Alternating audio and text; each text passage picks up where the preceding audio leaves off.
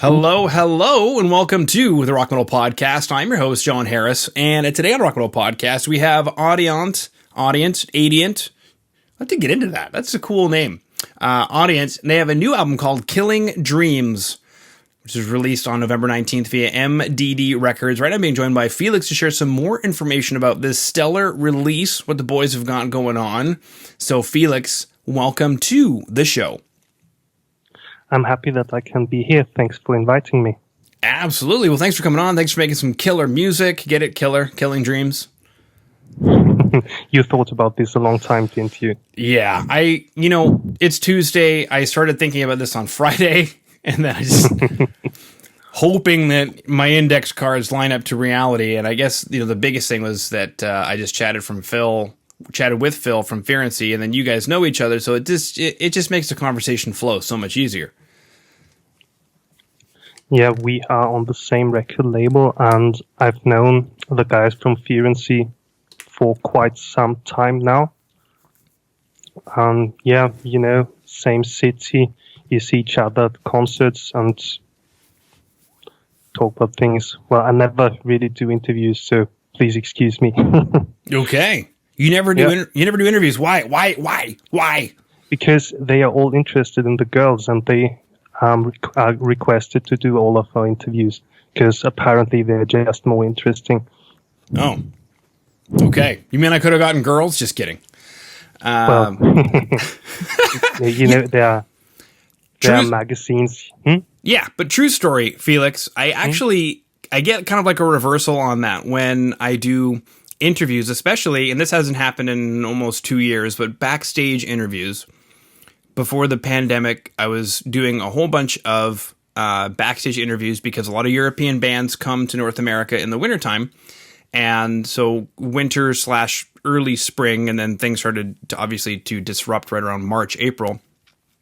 But I would often get from the tour manager, like, who were you told you were going to be chatting with? And I'm like, I don't care. Like, I want to do an interview with the band.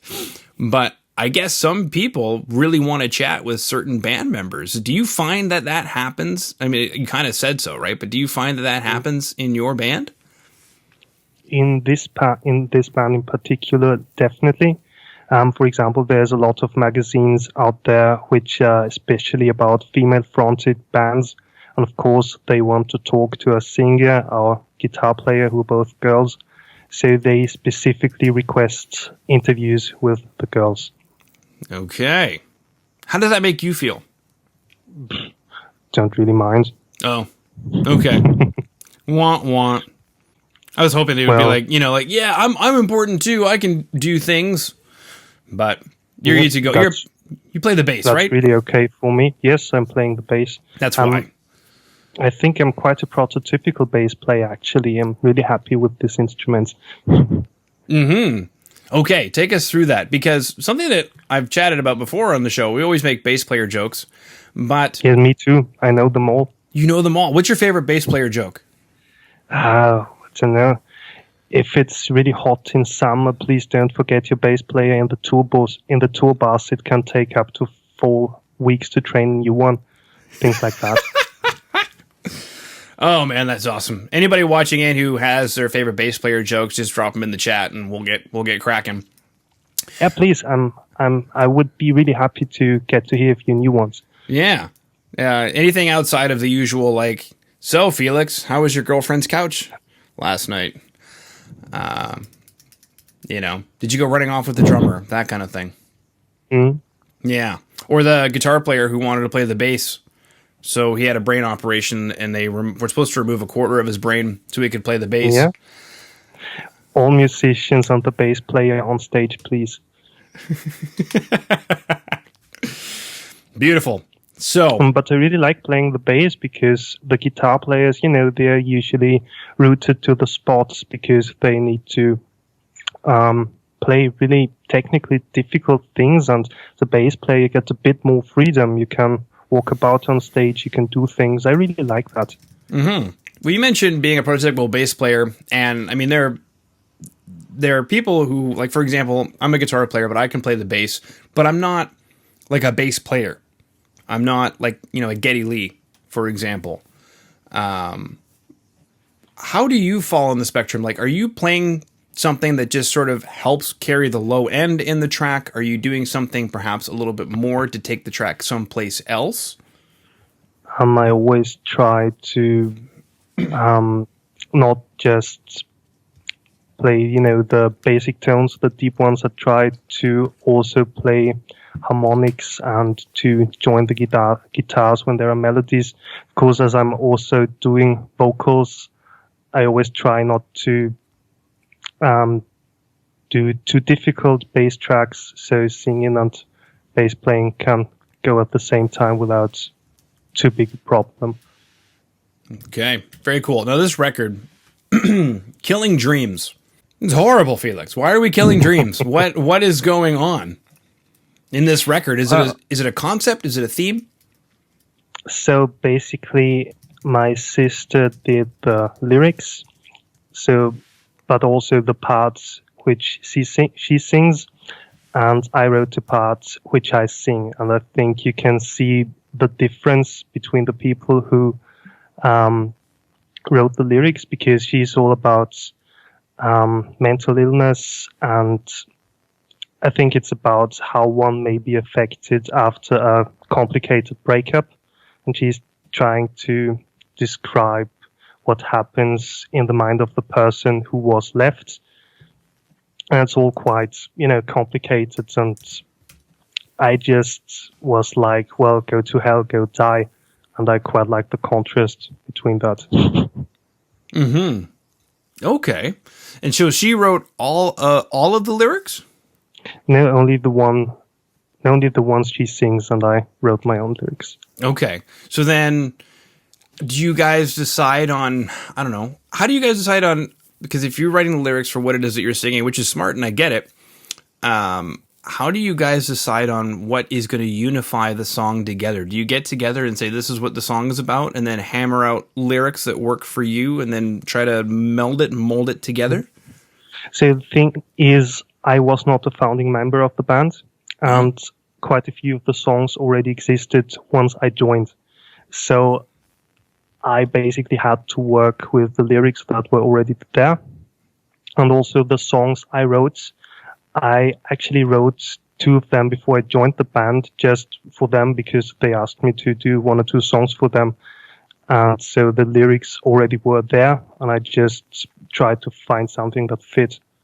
Mm-hmm. Okay. So how did you get into the band? Tell us that story. Was your sister already in the band? Yes. I can say she's a founding member, basically. Okay, and she left you out until the last minute. No, not at all. I had my other band in which I play. Mm-hmm. Or I already have this band, of course. And it was just like I was invited because they did a birthday party, I think, for our drummer. And, well, they said there was going to be beer. And I said, well, okay. And then they just asked me, would you want to growl a bit for us in our band? And I was like, well, yeah, why not? And at some point, our then guitar player we had quit. And Lizzie, who is playing guitar now, switched to guitar from bass, all a bit complicated. Mm-hmm. And I took up playing bass.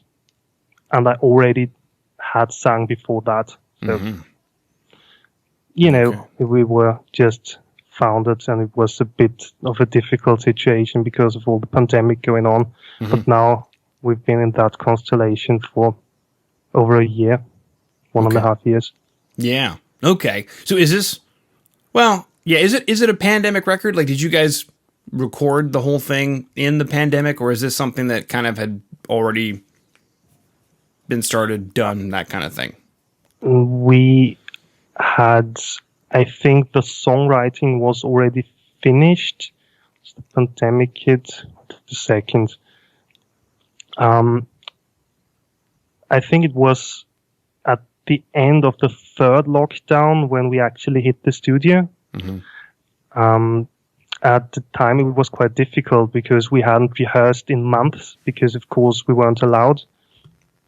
And we just decided to use the time, because we were allowed to go to the studio at the time, to just record our album. So yeah, it was a lockdown record, really a pandemic record, if you want to call it like that. Mm-hmm. We mentioned mental health being on the topics of the record, and obviously there's some tracks here like Psychosis, which is most definitely related to mental health. And then we've got, Killing Dreams, the album title itself, and then the track Killing Dreams. Is that almost like a shout out to the pandemic Killing Dreams or the lockdown Killing Dreams? Like I'm super curious about this Killing Dreams thing.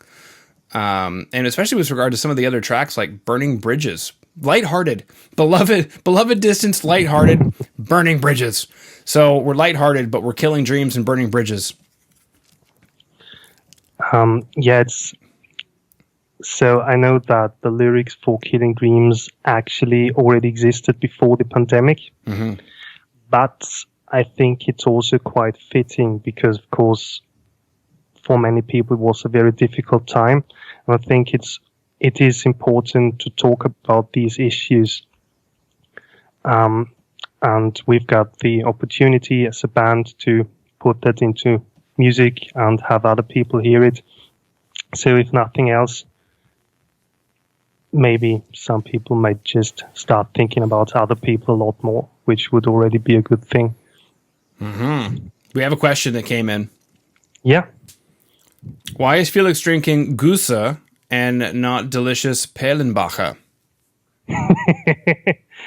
That's Peter, because I prefer Goose to Perlenbacher.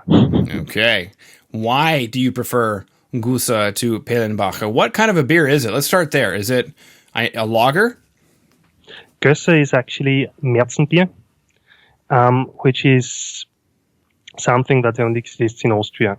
They do that nowhere else, but it's quite similar to a Pilsner, I think. Yeah. Makes sense. And you could compare it to a lager, but it's a bit more fruity, I guess. Okay. Yeah, because I'm trying to think to that part of the world. I went to culinary school, so we have two different kinds of beer at the very top. We have ales and we have lagers, and we have the breakdown that goes from there. So ales are top-feeding yeast in warmer climates, and lagers are bottom-feeding yeast in colder climates. Here's a fun fact, though. In Mexico, they make lagers. That's kind of a funny one. But that has to do with you guys going over and colonizing Mexico, which is also why they have Mexican polka music. Anyway, from lagers are pilsners. So pilsners are a type of lager. So that's why I went the lager route, because from my education and understanding, your part of the world would most likely have a lager. Okay, so since you're actually quite interested in the topic, it's called Märzen because Märzen is March, exactly. And March. I think it's because only up until March you had natural ice before there were refrigerators. So that meant that only up to then you could make the beer because you weren't able to cool it afterwards. Yeah. So my understanding then, getting into Oktoberfest, the beer that's made for Oktoberfest is actually, am I wrong? Is that made in March? Is that Märzenbier, or am I making that up? I don't really know too much about that. That's Bavaria. Oh, not sorry. We do a bit of Oktoberfest, but it's really a Bavarian thing. Okay, those Bavarians and their cream. We do like them a lot. Okay, very cool. So there it is. There it is, baby. There it is, Märzenbier. Very cool. Yeah, I remember hearing about that one. Now, I don't have any music videos or lyric videos. Are there some, and I just couldn't find them? That's the one thing we didn't manage to get done until our album was released, sadly. We did want to do a video, or at least a lyrics video, but there was just not enough time left. But we are planning to do an actual video. We don't know for which song yet. But, well, since we've got another lockdown going on at the moment, that may just still take some time. What do you mean? It's a lyric video. You find somebody on the internet and you give them the lyrics and they make one, and then you post it on the internet. And you give him some money, and we just had given the sound engineer some money and the master engineer some money, and Yeah. since I'm a student, my sister is a student, Oh, our no. guitar player is a student. Oh, no. A It's band all of a matter. band of students. Very cool. So Phil over at Ferency, he is a Latin major. He speaks Latin. So in order to make use of that, he has to write songs in Latin so that people care. What are you going to school for? If you don't mind me asking. I am currently doing my master's degree in linguistics and American studies, and I also am doing a course to become a social media manager at the moment. Social media manager, baby. Yeah, that's what it's called. I can create a Facebook account now. Wow. That's great. Fan-freaking-tastic. Okay. That bass that you're sitting right next to, is that the bass that's on the record? Yes. Okay. Take us through your bass sound, because I dig it, and I like it, and I want to know more about it. If I can be brutally honest, I brought my bass to the studio and we plugged it in. The sound recording guy, he just said, "It's okay like this," and I said yes. Thomas? Thomas, yeah. Thomas Reinisch? Reinisch, yeah. I think it was a Black Star head he had in his studio. Ooh. But he did all sorts of computer trickery on it. Mm-hmm. You have to. Yeah, of course. You have to. I'm not the person who has got, 10 of these small, colorful little effect thingies for his amplifier. I usually just stick with one amp, and that's it. And I don't need more, really. Mm-hmm. Yeah. What do you use live? I mean, obviously in the studio we've got, and I can think of a lot of things. Typically, especially in symphonic metal or female-fronted symphonic metal, you have a lot of frequencies that are competing with each other. The bass has to sit in a very specific place, so he's going to be carving things out that don't need to be there, and whatever else, compressing the absolute hell out of it so that you are a consistent sound, maybe even blending in some things like a brighter distorted signal to hear more of your bass, and then maybe a lower end signal so we can feel more of your bass. But what do you use live? I've got, for our last gig, I used the top which is in our rehearsal room, which is a Fender. I don't really know what it's called because it's not mine actually. I just,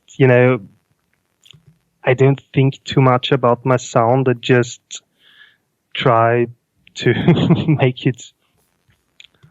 I never really think about my sound. I'm really sorry.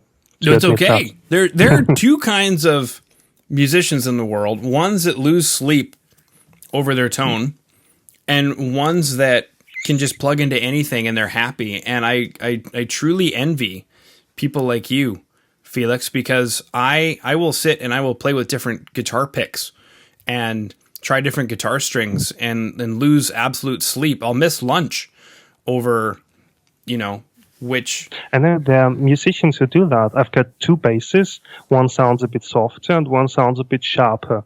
And one I use for ADIANT, which is the softer one, and all's good. And as you say, I just plug it into whatever I get.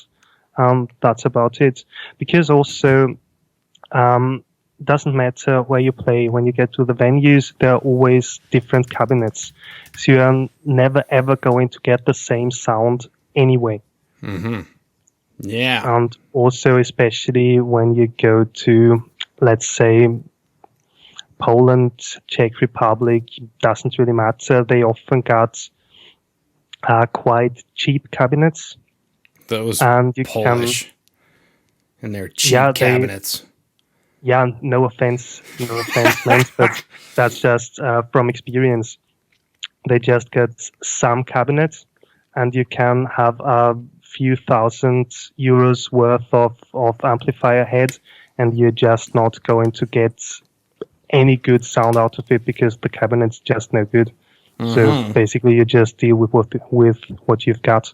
Yeah, that's right. So, yeah, no offense intended. Just get better. Get better. Get better cabinets. Well, to be fair, I've also experienced quite terrible cabinets in Austria or in Germany or anywhere. It doesn't really matter where you go. What? We buy expensive speakers here that are made in Austria. I think it's Klipsch from Austria. Oh, I've never heard of them. Wow, man, they're lying to us. Klipsch it's just, speakers. It's always, as we said before, because the video, it's always a matter of finances, really. If you try to make a festival or a concert, everything is expensive. And if you do an open air, for example, you do rent all the cabinets and the PA that you put on stage, and you just try to, save a bit here and save a bit there. And sometimes it's just cheap cabinets or old cabinets for that matter. Yeah. I was very wrong, Felix. I apologize. Klipsch are from Indianapolis. So okay, that's quite some way from us. Yeah, a little bit. It's like what, a 7 or 8 hour plane flight? Yeah, not too bad. But what is AKG? I'll get there eventually. Is it AKG? AKG is Austrian, actually. Okay, yeah. Beautiful. They do really good headphones. Yeah, and good microphones. Yep. The C414, I've actually done a lot of guitar stuff with the C414 and drum stuff. Mm-hmm. Okay. It's a great microphone. Do you guys use that microphone? And that's such a specific, silly question, but... Way too specific. Yeah. My bass amp, it's got a line out, and I just plug an XLR cable into that, and that's it for me, really. Yeah, okay. The other track we're going to chat about today is Coronation. Why Coronation? It opens up the album. I know that. But what's going on in Coronation that we wanted to chat about that today? Well, we've got a pandemic going on caused by the coronavirus. That's basically the size of it. Oh. That's why it's called Coronation. Oh. Okay. And it's not really about putting a crown on anyone's head. It's just about the environment, basically, and pollution, and how mankind is slowly steering towards its end because they just don't get any smarter. No, we're not. That's great. I don't want to be rude, but I've not got that much hope left. That things are going to change. Mm-hmm. Yeah, I agree with you. We could probably spend the next at least 25 minutes talking about hopefully the direction of humanity as we evolve and we lose significantly large numbers of dumb people. We could evolve into a brighter, smarter species. Maybe. Who knows? Maybe. Who knows? Who knows, Felix? Cool. Yeah, but Coronation was the first song I wrote, and I think you noticed that because it's a bit different from most of the other songs on the album, because it's one of the later ones that we did. Question. Yeah. As a bass player, and this is a very silly question, but I've always been curious. As a bass player, how do you write a song? Are you just writing it like in root notes? Do you sing a melody over root notes? Do you play chords on the bass? Do you actually play the guitar or the piano? I am a guitar player. I've been playing the guitar for 15 years now, something like that. Wow. As many other bass players, I started out as a guitar player, and a friend one day just called me and said, "Please get a bass. We need a bass player. You've got 4 weeks. Learn the whole set. Thank you." So you're the epitome of that joke. Like, you've lived that joke. Yeah. No, really. I didn't even have my own bass. I had to ask a friend to lend me one. And that was my first concert as a bass player. Wow. You know what's even better is when you're a guitar player with an octave pedal and you're showing up to play the bass and you've just got a guitar and an octave pedal. Mm-hmm. We've all been there, baby. Sweet. So Coronation's about coronavirus. I guess what lyrically did you want to say about that? Well, it's not really about the coronavirus. It's just about the self-centeredness of humankind, not realizing that what we're doing is going to inevitably steer us towards our own end, and it's our own fault.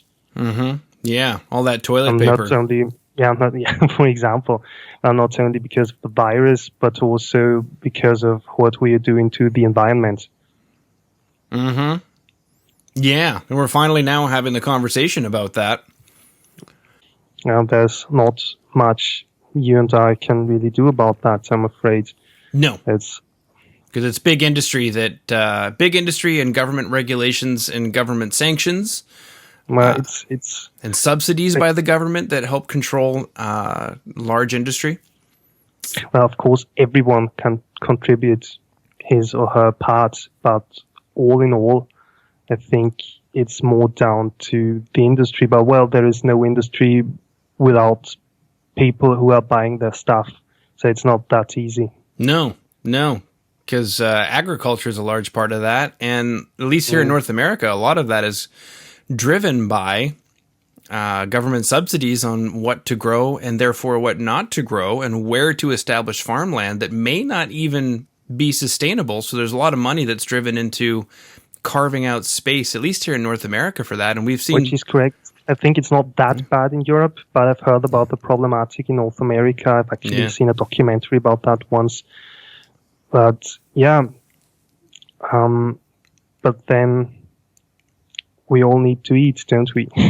Yeah. That's the next thing is how much food, at least in North America, we're throwing out because we grow more than we need. So it's a problem here. I'm not that informed about the situation over there, I'm afraid. Yeah, it's okay. But I know in France they're starting to change the laws around things. I think they're actually trying to ban throwing away food. Yeah. So like for example, if you grow like a carrot, it might not come out looking perfect, and that's okay. But in the grocery stores, it has to look perfect. So that's the carrot that gets used. But now, my understanding is in France, they've created sub-tier grocery stores so that you could buy a deformed-looking carrot. It'll taste like a carrot. It'll smell like a carrot. It looks like a human hand instead of a perfect carrot. Well, in Austria, they actually have been doing that for some time now. They sell these deformed fruit and vegetables in our normal grocery stores. They are just labeled as these, I don't know what the translation for this word is in English, but Wunderlinge, they call that, so wanderlings. Okay, cool. I think that's a marketing term, but they do actually sell these things in normal grocery stores. Yeah, I dig it, baby. Sweet. All right. No more killing dreams there. Cool. So we've chatted about the album Killing Dreams, out now via MDD Records. The band's website, ADIANT.at, is where you can stay up to date with everything that is ADIANT. And then we also chatted about some bass player jokes, some Märzenbier, and some mental health. As well as the track Coronation. We even chatted about how Felix gets to do an interview today, and usually people request the girls, and to be perfectly honest, I just wanted somebody to show up. And oddly enough, the bass player showed up. Well, that may be down to that I received the message from the label requesting the interview. I don't know. Beautiful. All right, well, that concludes I had a lot of fun, actually. It was nice. Cool. Yeah. I had fun. That concludes my questions. Was there anything, though, that I missed, Felix, that you wanted to chat about? Not really, no. Okay. Cool. Well, thank you for taking time out of your day to come on to the Rock Metal Podcast and chat today. Good. Thank you. Thanks, everybody, for watching. Cheers. Thank you.